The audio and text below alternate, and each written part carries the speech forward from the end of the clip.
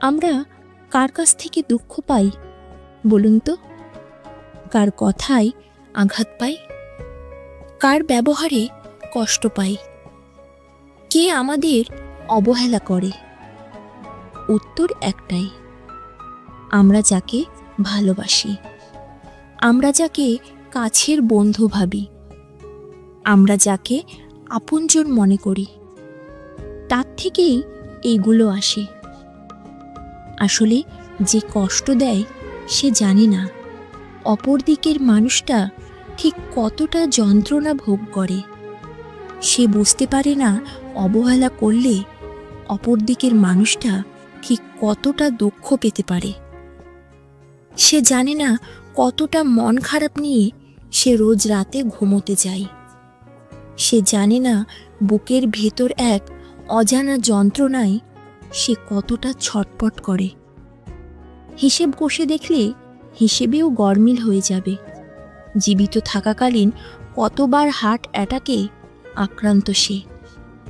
জানেন, ঈশ্বর জীবন দিয়ে পাঠিয়েছেন, কিন্তু আপনি কোন কর্ম করবেন সেটা তিনি লিখে পাঠাননি। কর্ম আপনাকেই করতে হবে, তিনি শুধু হিসেব রাখবেন। এই পৃথিবীতে আপনি যে কর্ম করবেন সেই কর্মের ফলটা আপনি পাবেন। ভালো করলে ভালো, মন্দ করলে মন্দ। কোন কর্ম করবেন সেটা বাছাই করার দায়িত্ব শুধু আপনার। কারণ ঈশ্বর আপনাকে মানুষ রূপে পাঠিয়েছেন পৃথিবীতে, যার বোধ আর বুদ্ধি দুটোই আছে। তাই বলবো, সততার সাথে চলুন। ভালোবাসার বদলে ভালোবাসা ফেরান। বিপদে যে পাশে থেকেছে তার প্রতি কৃতজ্ঞ থাকুন। সহযোগিতার হাত বাড়ান, কিন্তু কারোর মন খারাপের কারণ হয়ে উঠবেন না।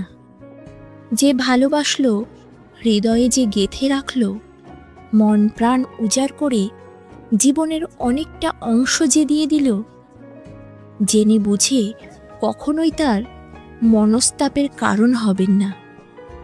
মনস্তাপ বড় বাজে জিনিস। পৃথিবীর সব থেকে বড় অভিশাপের নাম মনস্তাপ।